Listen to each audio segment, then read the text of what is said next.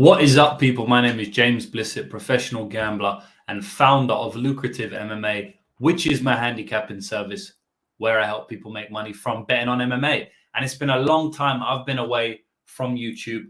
I haven't been on here in about a couple of weeks at least. I think the last time I came on here, I did a main event breakdown of one of the fights. I can't remember what it was. But it's been a while since I've been on YouTube. You know, I've been grinding away, building some other projects, been gambling every single week, obviously. And we've been doing really well. Shout out to everybody in the chat. You know, I see Des Files saying smashing the bookies this year.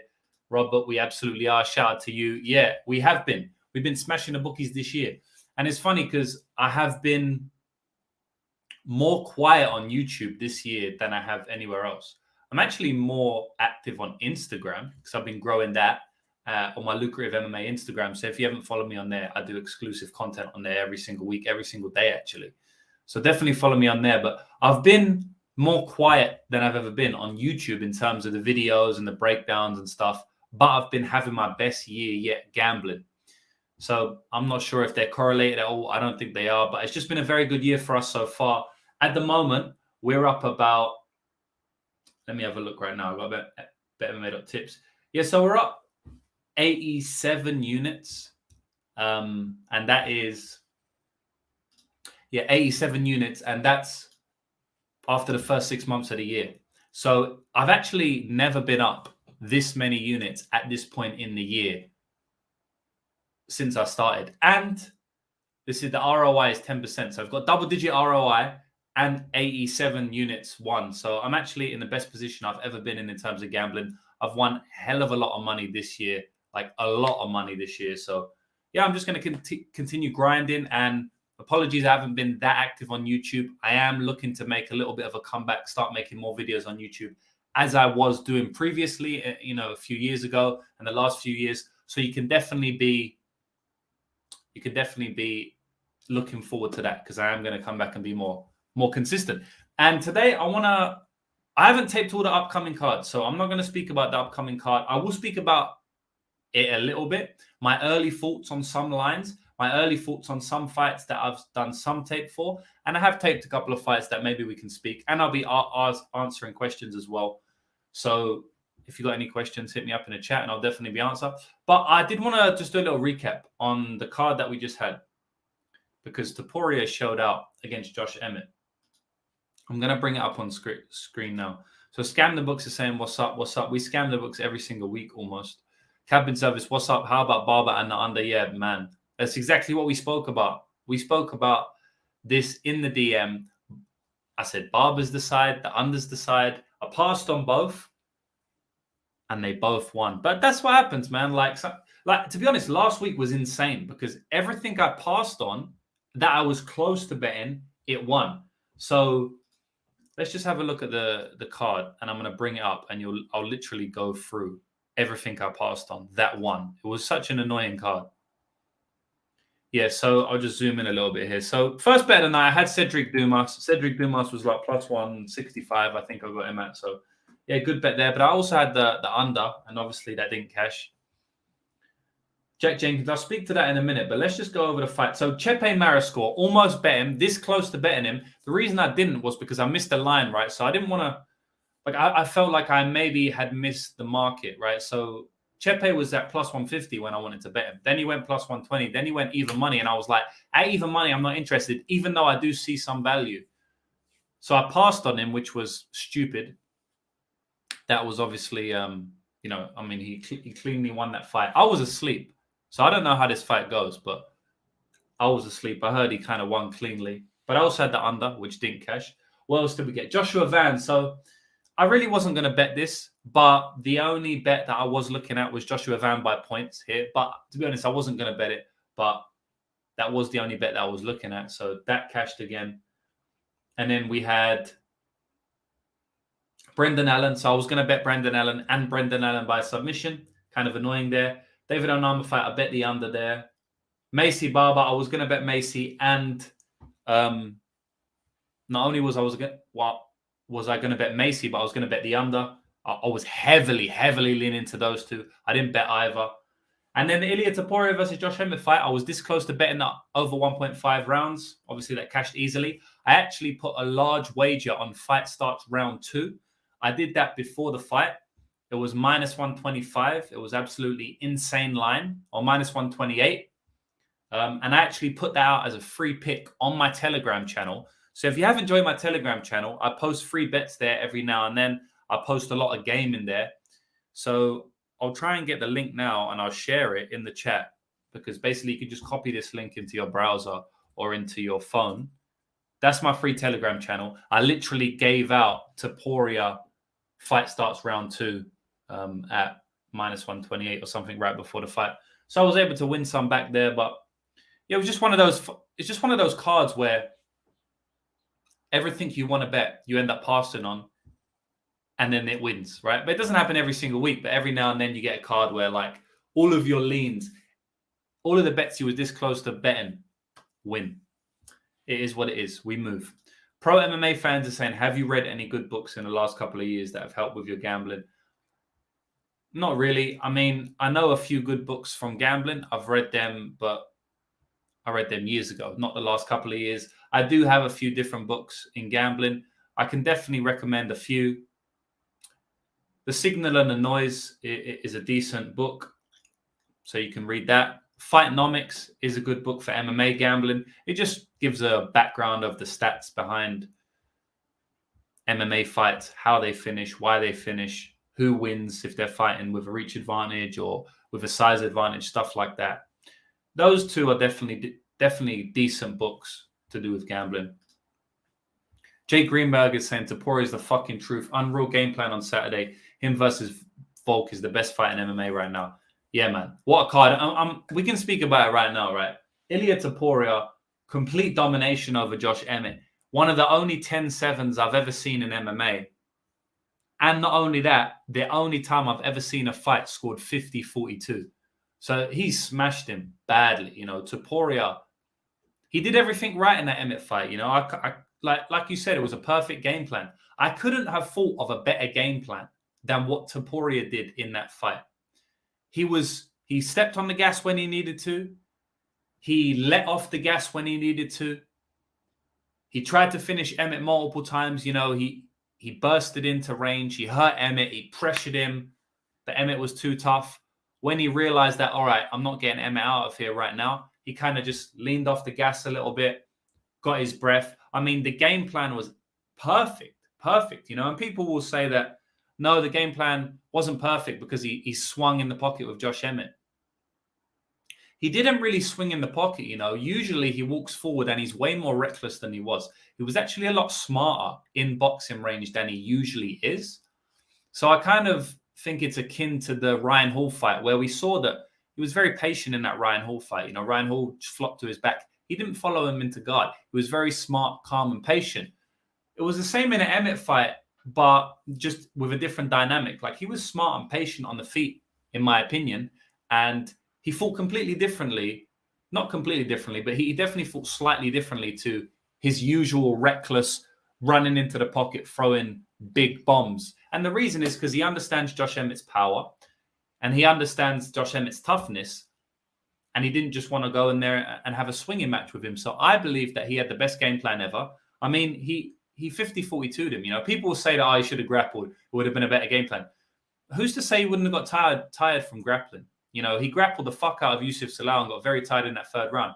Yes, it was on short notice, but it's the only time we've seen him get tired. And it's the only time we've seen him aggressively grapple that much.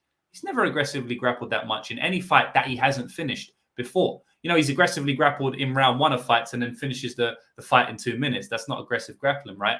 That was a sustained grappling pace and he gassed out. So maybe he couldn't just wrestle Josh Emmett from the get-go, right? So I agree with you there. I think it was an unreal game plan, the best game plan he could have had, bar none.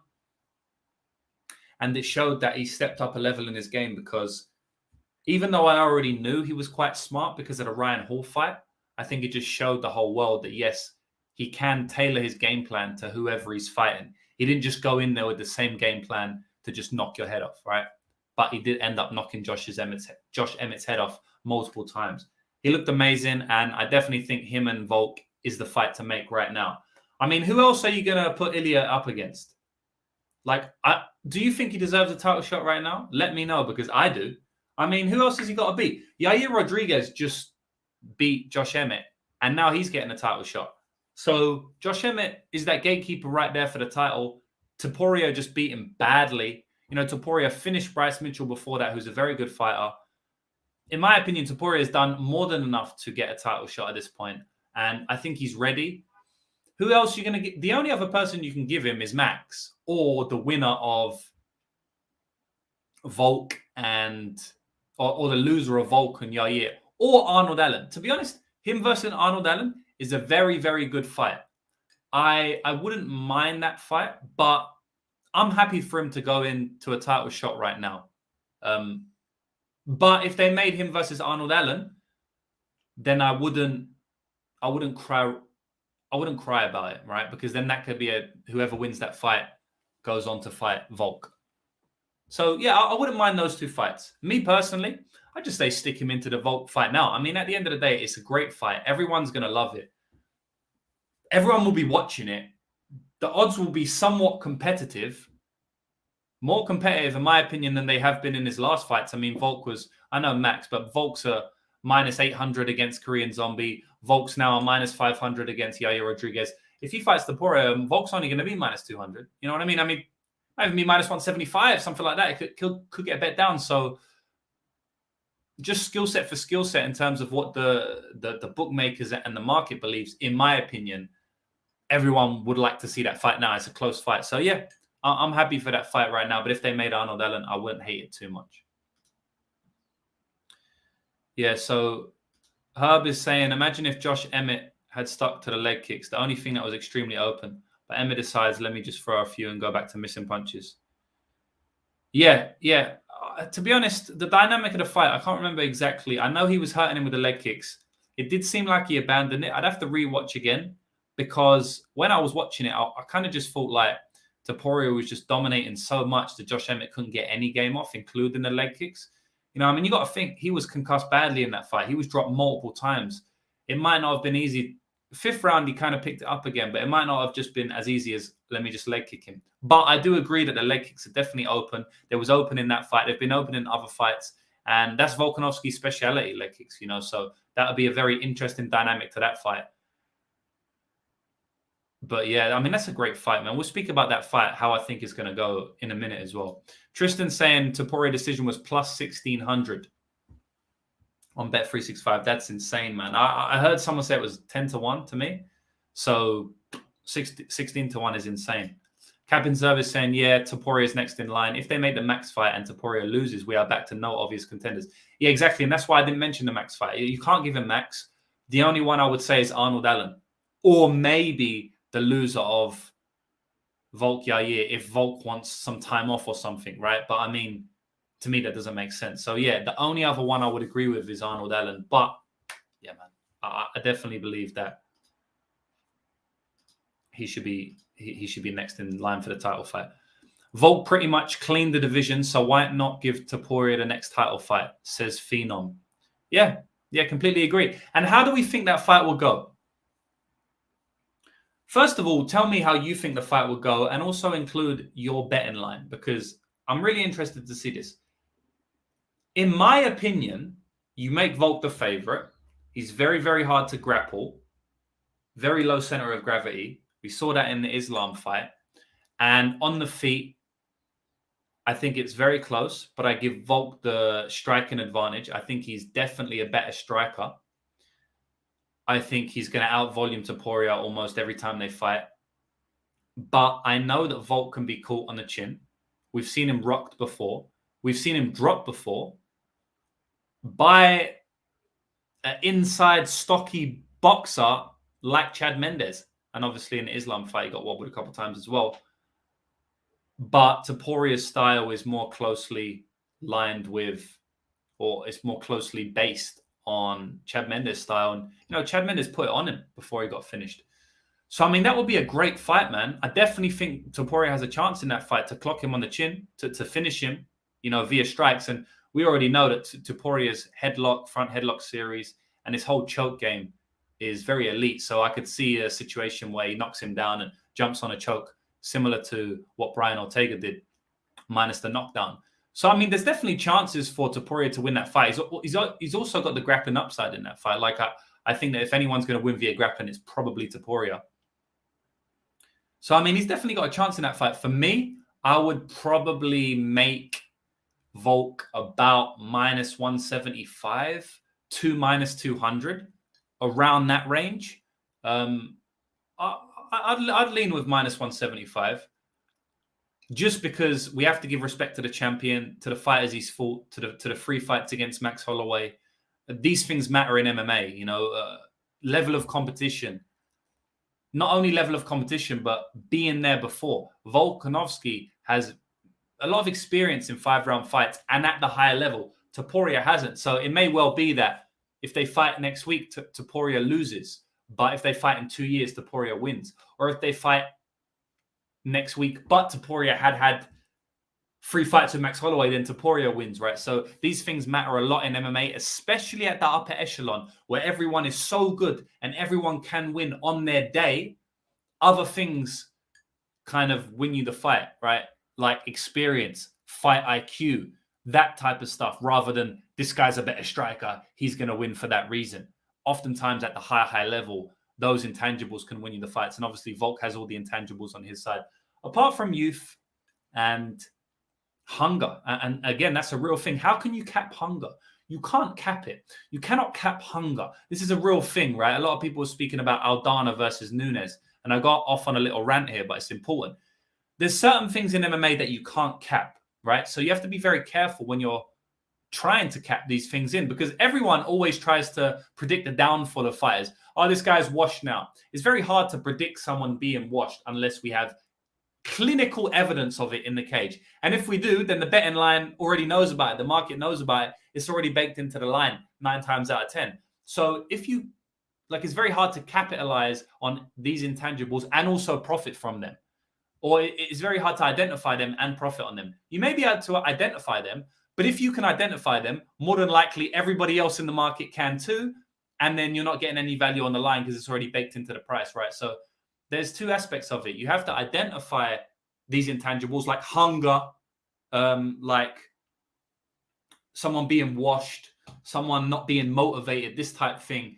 You have to identify it, but then you also have to identify it more than the market has, or more efficiently than the market has. So, I mean, those things are virtually impossible to cap in MMA. Yes, you might get them right 1 or 2 times, but you will get them wrong 1 or 2 times as well, so it will even out, right? So, yeah, that's just a very hard thing to cap, but Topuria definitely has the hunger, probably more than Volk at the moment, right? But we never know, man. Someone like John Jones, he seems like he's had the hunger for 10 years, right? So, I mean, maybe not, though, because he was doing drugs and that like the week before he fights. So it's very hard. But yeah, that's a great fight, man. I honestly do think that's an unbelievable fight.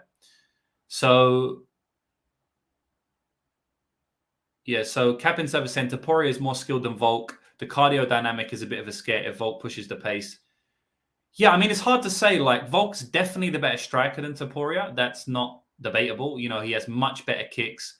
His distance management is a lot better.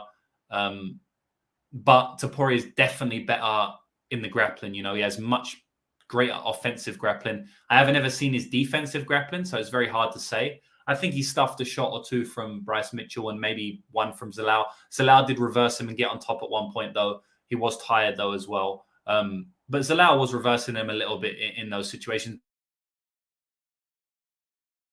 But then he always ended up reversing back. So, yeah, I don't know his defensive grappling. I definitely think that they're fairly even in terms of skill sets. But, you know, sometimes Volk is outmatched in terms of skill set. He's just very well-rounded. Like, Volk's not the most skillful fighter, but he's just so well-rounded in every single metric. You know, even the intangibles like cardio, durability, even he's decent, and recoverability, that he's so well-rounded. Like, fight IQ is on another level. Like, I mean, his game planning is probably the best I've ever seen in MMA. So these type of things just make him, you know, one of the greatest fighters of all time. But in terms of like skills, like if they was to roll together, if they was to have their kickboxing fight, you know, because Topuria definitely has the boxing advantage. So yeah, I mean, it's a hard to say, but I think, yeah, they're fairly even in that respect. Jake is saying Topuria wouldn't just let him leg kick and point fight from range. He would force a brawl in the pocket, whereas his best chance yeah, I mean, I agree.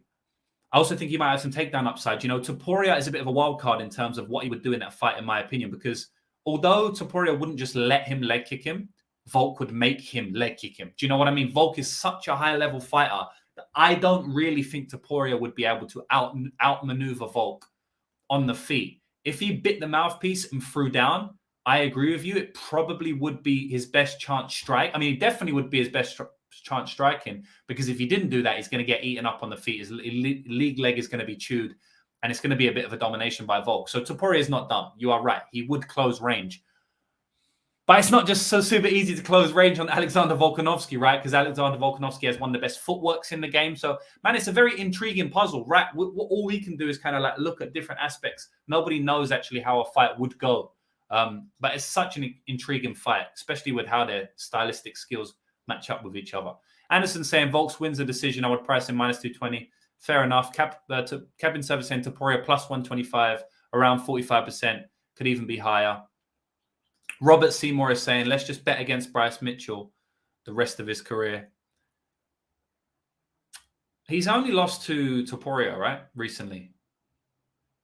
Topuria is one of the best fighters in the world, man. I wouldn't be surprised if Bryce Mitchell comes out next time and dominates someone and twisters someone.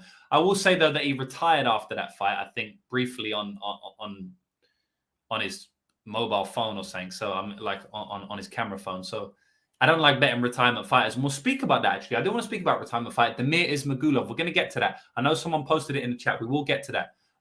We'll just cap off this Topuria chat because it's super interesting for me, man. I'm enjoying, I ain't done these live streams in a while, but I enjoy these live streams, man. I definitely do. I ain't been on here in a while. I'm going to make sure I'm going to make an actual effort to come on here more and speak about these things because I love MMA at the end of the day and it's interesting to me.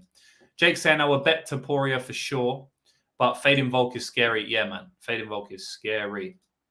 Dilip is saying Volk will beat Ilya's legs just like he did Max in the first fight. Will neutralize Ilya boxing. I mean, it's definitely live, right? Cap in service. Topuria is a better boxer than Volk. Also has the power advantage. Volk could look like the dog in hindsight. It's totally possible. Yeah, I agree. I also think the Volk could dominate and look -400. If his footwork is just too much for Ilya, and if he's just kicking the leg too much, pushing a pace, and Ilya can't really deal with a leg kick, switch stances. I mean, I could definitely see that as well. But I definitely also could see that Volk just can't keep Topuria off him. And he just gets... And his chin, the power advantage is just too big. And if the footwork doesn't translate in the fight and he can't keep range that well, Topuria probably will look like the favorite. The sun's coming in. Topuria, no, not Topuria. Tom saying, yo, what's up with your Dog Hunter shirt? Yeah, so this shirt is a mad shirt. I know that. I made it with the designer who made my shirts, right? And when I made it, I was like, damn, that looks a bit crazy, man. But I thought I'd put it out because it's funny. It's a funny shirt. And if you buy it, you better make sure you don't wear that outside in public because you probably get the police called on you or something like that. But why is all this sun coming on me, man? I'm going to close the blinds in a minute. But yeah, so basically, this is from my new merchandise store. Let me just close this one. There we go. Yeah, so this is from my new merchandise store, which I've just opened up, where I'm selling like t-shirts. Let me bring it up, actually. If you don't know, I've just opened a merchandise store. You can go and support, buy a t-shirt, buy a mug, something like that. Let me just show the screen. Yeah, so basically, these are like, I've had about 15 designs created with my designer, and I'm basically selling them on all types of products now. So if we go on all products, we can see these designs. And I'm not going to make any money. What's happened here? I'm not going to make any money from this. I've already ran the numbers, and I'm likely not going to make any money from this. I might even lose money. The amount of money it took me to pay for a designer to make all of these, the amount of time it took versus how much I make off one t-shirt or one, jumper or whatever it is, it's not a lot. But I just made it because I thought, I thought it'd be a fun thing for the community. There's some inside jokes here, like Juice Boys and stuff like that. So you got the Juice Boys cap there. Gambling is a real job. So if anybody wants to support, you can go to my store. I'll post the URL in the chat right now. Or you can just go to my Twitter, and that was one of the last posts I did. But this Dog Hunter t-shirt, let's have a look at it. Is this shirt here. Bro, when I was making this, I was laughing, mate. Honestly, I was like, this is crazy. Yeah. So as we all know, because we're gamblers, Dog Hunter means underdog hunter, right? Like you hunt underdogs and you bet on underdogs. But the rest of the world don't know that. So you better not wear this unless you're around other gamblers. But yeah, there's loads of different styles. I have a black belt in losing money on parlays, loads of different things. I can't keep calm. I bet on women's MMA. That's another one that might get me cancelled. I might get cancelled from the from the Dog Hunter shirt, or I might get cancelled from the I can't keep calm. I bet on women's MMA shirt. So, but if you're a gambler, you already know what that means. So, yeah. So there's just a few things here, a few inside jokes, Juice Boys, and that. If you want to support, you can go there. fightinggambling.myspreadshot.com. So shout out to LSV Bet Machine saying, "Sup, Luca, how's things?" Yeah, man. Appreciate you being here, bro. Just came in to say hello and wish you a good week. And you, brother. It's another week where we can make money. So I'm always happy where we can make money. And speaking of making money, we're going to do it on our upcoming card, which is Strickland versus Magomedov. You know what? It's a good card, you know. Like, I'm just looking at the fights now. I'll tell you some fights that I like. I did want to ask a question, actually. First of all, I want to ask a question about last week. So I had a bet on Jack Jenkins at plus 170. I actually took plus 175 myself. Tipped plus 170. I want to know, because I didn't watch the fight, right? Obviously, it was a bad robbery. Heard it was a bad robbery. I mean, it's pretty clear. He should have won. Emma's should have won. I want to know if Emma's covered minus 200. Because as I said, I bet plus 170. So Emma's would have been about minus 210, minus 200. Did Emma's cover minus 200 in that fight? Did I make a bad bet on Jack Jenkins? Because honestly, I don't care if I win or lose. How many times I've made a great bet and the fight's gone to decision and I've lost? I mean, innumerable amount of times, right? I remember I had a plus 500 ticket on Fareem Arias or whoever it was, Kareem Arias, to beat Davion Franklin. It was like plus 400, I think. Maybe plus 350. Plus one of them, 500, 400, 350. And I mean, it was a 50-50 fight. I went to decision and I lost a split decision. So, I mean, this happens all the time. So I honestly don't care whether it wins or loses. I only care about if he covered the line or not, right? So just give me your opinions if you watch that fight. I know it was a robbery. You don't have to tell me it was a robbery. We all know that. Did Emma's cover minus 200? Was Jack Jenkins plus 170 a bad bet? That's all I want to know.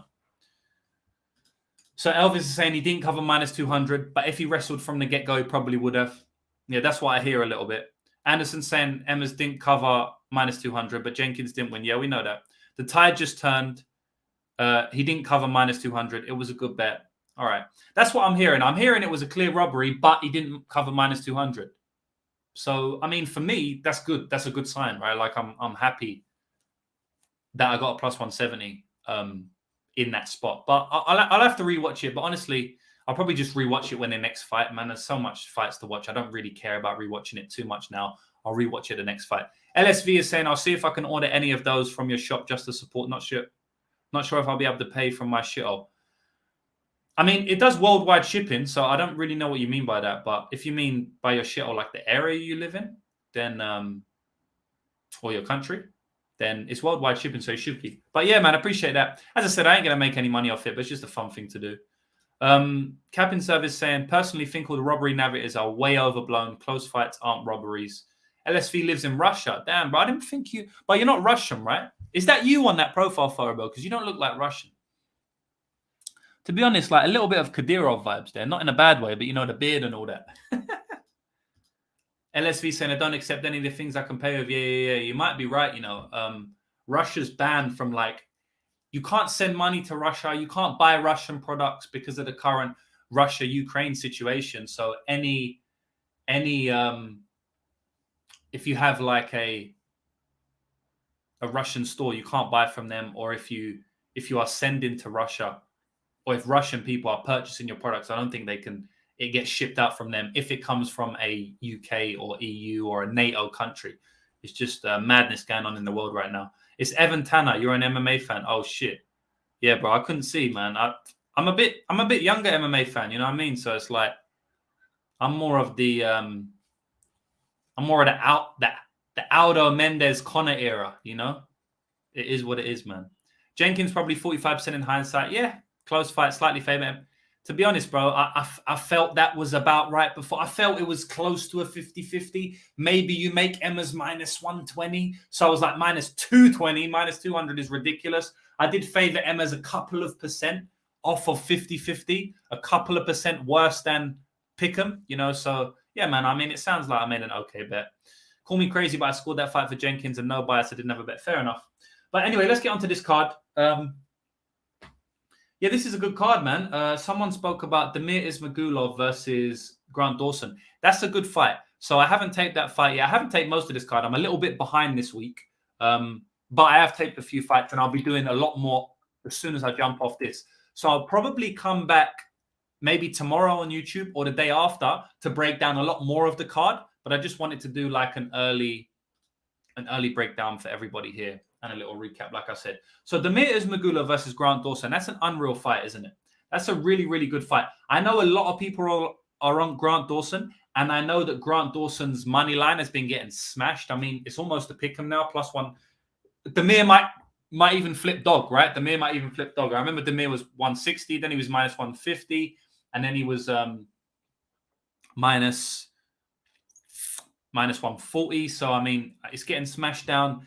Damir's a really, really, really quality fighter, and I think he's definitely the more well-scored fighter in this fight. But we have seen Damir struggle a little bit with wrestling. We saw it a little bit in the, obviously in his last fight against Sarukian, but Sarukian's a beast, man. I will say, though, you can't compare Sarukian to Grant Dawson in terms of the level of wrestling because they wrestle differently, right? But Grant Dawson is extremely elite in terms of taking the back and just non-stop wrestling, right? He just won't stop. I mean, he'd even go to the wrestling more than Sarukian. Grant Dawson does not stop. And I definitely could see him grinding on Damir here. It's just, it's hard for me to see Damir. I know we saw it in his last fight a little bit, but he didn't really get dominated in the grappling until late in that fight. And to be honest, I need to go and watch the fight again. But pretty sure from what I remember, late in that fight, Sarukian was starting to get him down. But early, Damir was doing pretty well at defending certain takedowns. And that's obviously against an elite wrestler like Sarukian. So it's hard for me to just see Grant Dawson just backpacking Damir Ismagulov for 3 rounds. I do think that surely Ismagulov is going to do well at defending multiple takedowns. And if so, he's just going to do more on the feet. He's just cleaner on the feet. His jab's going to be landing all day. His 1-2 is really good. He's a really good fighter, Damir Ismagulov, man. He's one of the best fighters in the world, honestly. So I don't know, man. I don't know. Like, I know a lot of people are on. Grant Dawson, but I don't know, man. Like, for me, I definitely favor Ismagulov. I think Ismagulov should be about 60% right now. But I need to do tape, so that's why I don't want to speak too much in depth. LSV is saying that he wants to bet the over 2.5, see it going the same way. Yeah.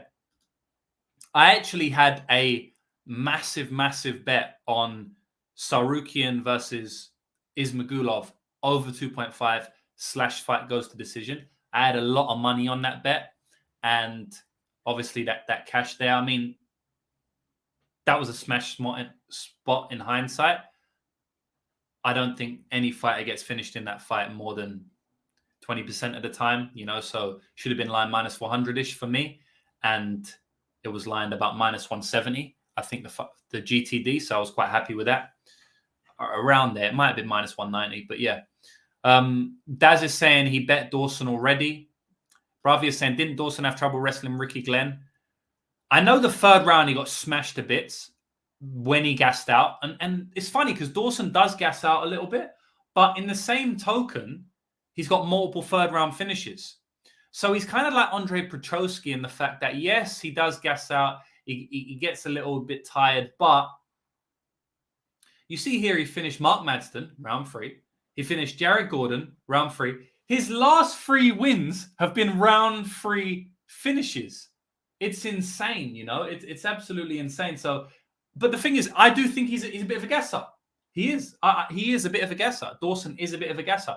But how can he be a bit of a gasser when he's got 3 round 3 finishes? It's kind of crazy, right? But mixed into that, he's got a round 3 10-8 where he almost got destroyed by Ricky Glenn. So I think it's one of those ones where he gasses, but he's so good in the grappling, and he's usually always got a grappling advantage over his opponents that he can lean back on that grappling even when he's tired. But if he can't lean on the grappling, which I don't think he's going to be able to do against Demetrius Magulov if he gets tired. You know, against Mark Madsen, Mark Madsen can't stuff a single leg because he's Greco-Roman. He doesn't understand what a single leg is, apparently, right? Jared Gordon, he kind of just took it. He's so good at taking the back that he just took the back real quickly there and ended up submitting him. And then Leonardo Santos, the guy was even more gassed than Dawson in that fight. You know what I mean? And obviously the guy's like 50 years old at this point. So, but then against Ricky Glenn, he couldn't take his back and he couldn't wrestle him when he got tired, and then he got destroyed. And if Grant Dawson is tired in round 3, I think Ismagulov is gonna be fine. You know, I think the cardio is definitely there for Ismagulov, and I think he's going to be able to defend the takedowns. The thing is, I just don't think he'll finish I don't think Ismagulov will be able to capitalize on Dawson tiring out as much as Ricky Glenn did, because Ismagulov this guy just loves to go to decision, man. I mean, this guy does not know what a finish is. He even went to decision with Joe Alvarez, Joe Alvarez is kill or be killed, but we'll have a look at Demetrius Magulov's record here. I mean, his last fight decision lost.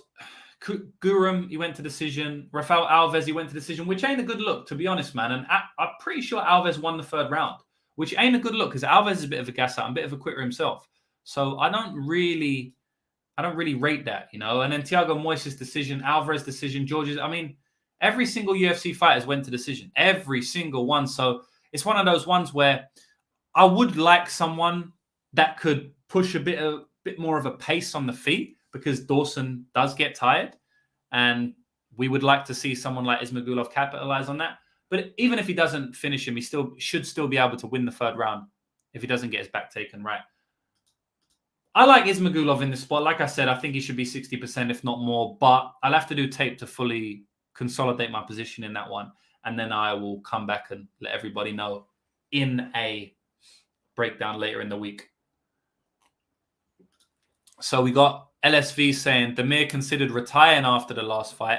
Don't really want to bet anything on a guy who does his last contract fighting. Yeah, I mean, I agree, yeah. Like I said earlier in the stream, we're going to speak about someone who's retired, who retired later in the stream, and that was Demir Ismagulov.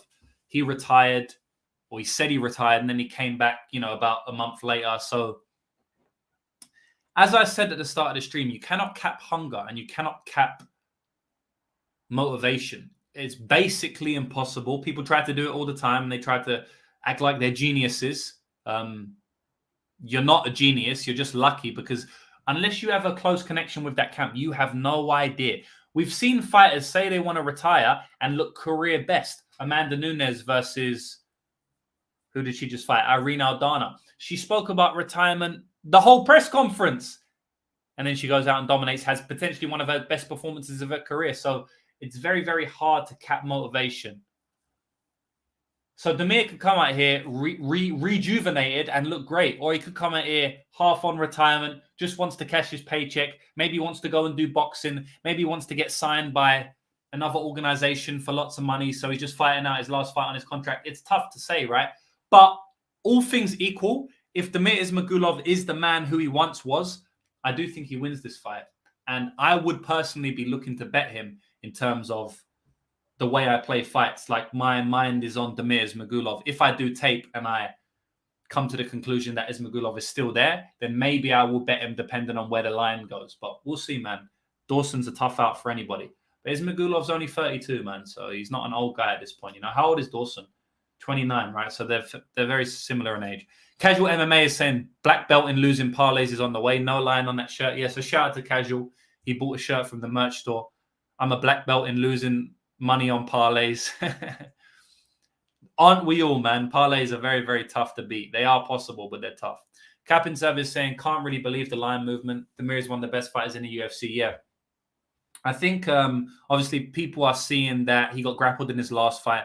People are maybe seeing that Alves reversed him once or twice, or at least got up from bottom. And then people are seeing that he retired. And Dawson's 19-1. That's obviously the reason, but yeah, we'll see. Armin saying, Captain Service saying, Armin Saruki can probably be like minus 900 versus Dawson. LSV saying, what's up? Whenever I go, I see you. Yeah, Daz is always supporting, man. Shout out to Daz. I appreciate it a lot. Elvis is saying he went life and death with a 40-year-old Leonardo Santos. Yeah, that was tough. Santos is a tough out, though. But yeah, that was a good fight. Phenom, love watching Morales and Bonfim. Yeah, that's a great fight. Daz is saying that's why I bet Dawson. Izmir has less heart than Dawson and he's already retired. I call it rising star versus falling star. It's one of those ones where who's the more of a dog? I would probably say Dawson, man. I think Dawson has more of a dog in him. If it's neck and neck, a 50-50 fight, I would say Dawson is going to do more to pull it out the bag. Although I think Ismagulov has better cardio, so that even evens it up a little bit more. It's pretty crazy, man, But yeah, I do agree that I'm saying he has less heart, but I do think Dawson has more of a grinding type fight and he would push on the gas a little bit more. Kind of like how we saw Steven Ursig versus David Dvorak type fight, right? 50-50 fight, but Ursig's just more of a dog, and that's literally what won him the fight. And I feel like, I mean, that could rear its head again in this fight. Zach Johnson saying, look what he did to Gurum's face. To be honest, I thought he could have lost that fight. But that's neither here or there. It was a split decision. It is what it is. Shout out to Gurum because he's fighting on this fight too. Fighting on this card too. So I guess we should probably speak... this is the other card. I guess we should probably speak about the main event before I cut out here. I'm going to jump off after this, but I will speak about the main event quickly.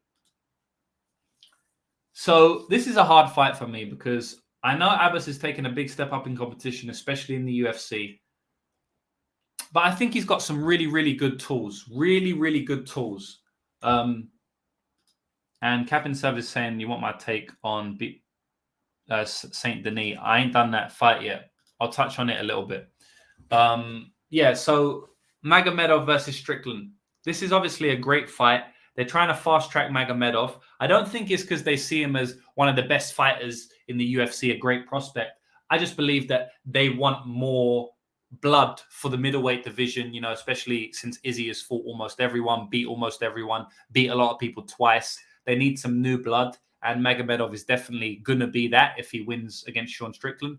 We've seen Alex Pereira fight Sean Strickland and then get a title shot straight away. We saw Nasruddin Imavov fight Sean Strickland. I would assume that they would have gave him a title shot if he beat him. So Sean Strickland, kind of like that fighter who, if you fight him and you beat him, you're basically right there for a title shot. Sean Strickland's a very, very good fighter. I think sometimes he's underappreciated, maybe because of his big mouth and how he talks, maybe also because of his basic style with the 1-2 jab. He's in front of your face. But what Sean does really well is pressure, and his boxing is very clean, very precise, very sharp. And yeah, I just feel like he's a bit underappreciated in MMA because he doesn't throw fancy kicks or he doesn't have a lot of finishes. These type of things often get you underrated by the bookmakers and the market and just by the MMA population in general, the MMA fans. But in this fight, I think it's a close fight because I give Abbas some advantages early. I think for once in a long time, Sean is going to have to deal with some grappling. If Abbas goes there, but he doesn't always do it, that Sean hasn't really faced in a while. I mean, let's go back and look at his recent fights. I mean, they're all against strikers apart from maybe Allen. Let's have a look. So this is Sean's. So we've got Nasruddin Imavov, who's a striker. That's his last fight. We've got Jared Cannonier, who's a striker. That's his fight before. The fight before that was Alex Pereira, who's a striker. The fight before that is Jack Hermansson, who's kind of just an MMA fighter. He's got very good top control, but he's got very bad takedowns. So he just wasn't able to do anything against Jack Hermansson. or Jack Hermansson wasn't able to do anything against Sean Strickland. It was a split decision, but that was a terrible scorecard. Sean easily won that fight. So not necessarily a striker, but I mean, for all intents and purposes, kind of a striker. Then he fought Uriah Hall, striker. Jotko, again, he's similar to Jack Hermansson, kind of all-round type fighter. Brendan Allen, I would say Brendan Allen is the only fighter in the last, since he came back from that accident he had, in his last 1, 2, 3, 4, 5, 6, 7, 8. In his last 8 fights, I would say the only credible grappling threat that he's really faced is Brendan Allen. You could say Hermansson, but I just don't rate Hermansson's takedowns at all. So really, it's only Brendan Allen. And yeah, he pieced up Brendan Allen in that fight, but Brendan Allen didn't really shoot many takedowns. And he's not a great takedown artist either. He's more of an opportunistic submission guy. So this is the first time since Kamaru Usman that Sean Strickland is going to fight a grappler who is a credible grappler, right? And that's not to say Abbas will go there, because he doesn't always go to his grappling. But I do think that's something to take note of in this fight, right? That Sean is maybe having a completely different stylistic matchup to what he's used to. He's not fighting a power puncher like Cannonier or Pereira anymore. He's not fighting a striker like Uriah Hall or Imavov anymore. He's fighting a well-rounded MMA fighter who can do it all, but who is a very good grappler as well. So, that'd be interesting to see. But Sean has very good takedown defense. I'm not just instantly certain that Sean will be taken down by this dude, because the guy has great takedown defense, man. And that's a fact. He very does. He does have very good takedown defense. On the feet, I think if it goes late, if Sean hasn't been finished, Sean's pressure is going to start to pile up. It's very rare Sean is just getting dominated from pillar to post. Either Sean will get stopped, or it's going to be a really close fight, especially later in the fight, especially a 5-round fight. Sean's style is kind of built on 5 rounds because he definitely builds from the middle rounds up. I mean, he definitely starts decently well as well. It depends on if you can negate his range, negate his pace and pressure. But I do think that Abbas has some stylistic advantages in this fight, just the wrestling that maybe Sean hasn't faced before. He's very tall as well. Abbas is a big guy, just like Sean. Sean is 6'1" with a 76-inch reach. Abbas is 6'2" with a 78-inch reach. So he's taller here. He's the bigger guy. And yeah, it's just going to be interesting, because I do think that Abbas poses some finishing threat on the feet and on the ground, and the grappling threat that maybe Sean hasn't have to deal with in a while. So yeah, it's an interesting fight. Obviously, Sean is a lot more experienced in the UFC, a lot more experienced in 5-round fights, and Abbas hasn't been out of the 3rd round, I think, maybe ever, or if he has, it was a long, long time ago. Let me have a look. Even he didn't go into a 3rd round in a while, I think. Yeah, so he's never been out of round. He's never been out of round 3, ever. So, the last time he went to round 3 was a long time ago. He took him 5 years ago, and that was against Sadib Hussein.